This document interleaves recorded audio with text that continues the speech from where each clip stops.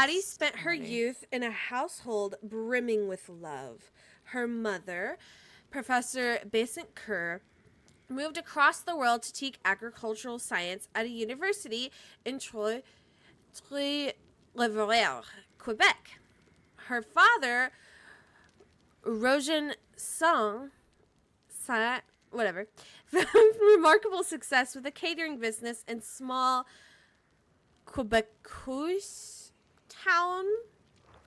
Her house constantly swirled with the wonderful aromas of cumin, chiles, masala, cardamom, and fresh steaming naan pulled from a tandoor oven. Her earliest memories were filled with stories of India, and on her 10th birthday, her parents promised to visit Punjab just after the new year. During the holiday season, her parents went to a party with their closest friends, Maurice and Francois Lee. When Haddie called her parents to say she felt sick, they left in a hurry, driving through the winding, snow-swept roads of rural Quebec.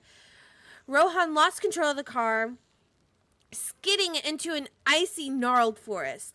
It would be 2 days before their bodies were found trapped in the vehicle. As Hattie's fever broke, the police arrived at her doorstep, telling her that they had not suffered. But Haddie was old enough to know that must be a spelling mistake. The police were just being kind. The next morning, she woke up with white hair and a question that would haunt her for the rest of her life. The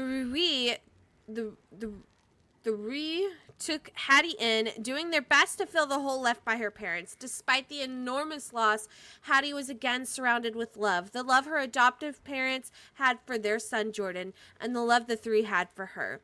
But the trauma of losing her parents seemed to unlock something within her. She began to see things nobody else could see. Horrible, unnatural, unexplainable things.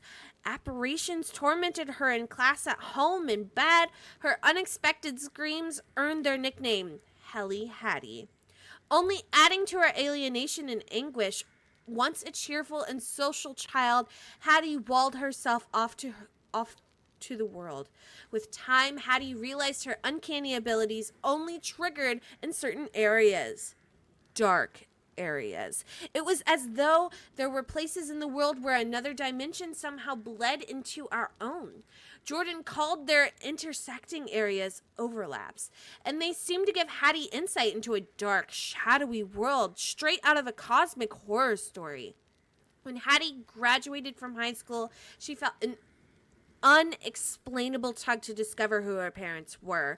To raise money for a trip to India, her brother Jordan suggested that they use her abilities to explore and document all haunted places in Quebec, starting with a haunted asylum. At the Doria Institute, Haddie could see and hear residual memories, patients, doctors, and so much more.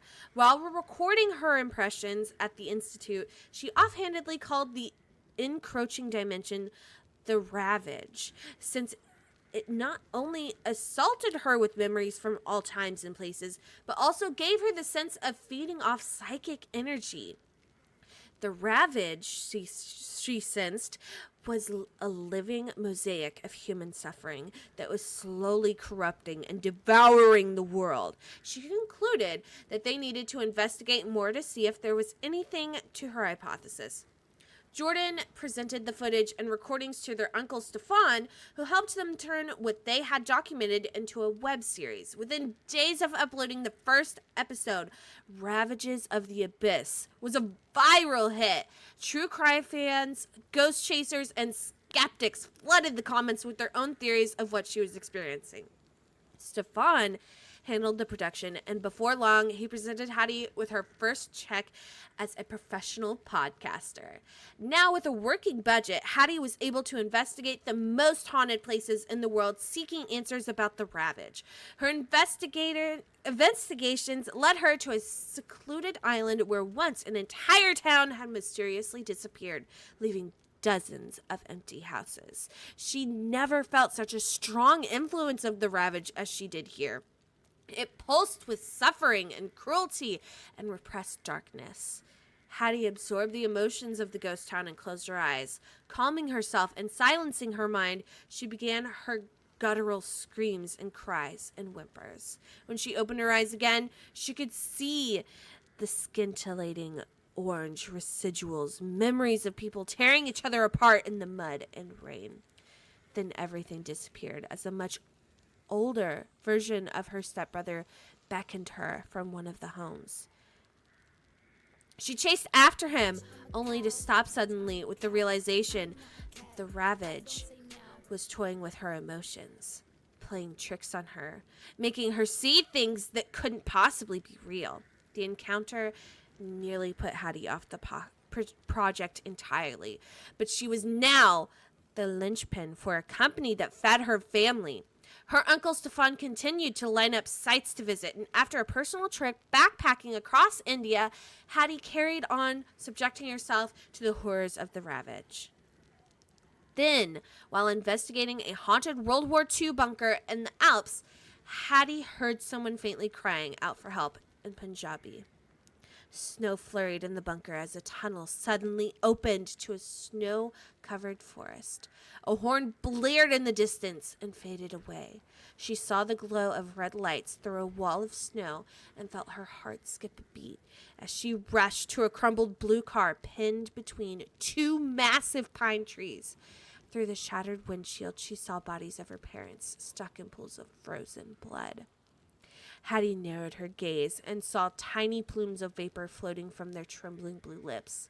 With a profound sense of urgency, she rushed through the wreck, trying her best to push, pull, and kick her way in, all to no avail.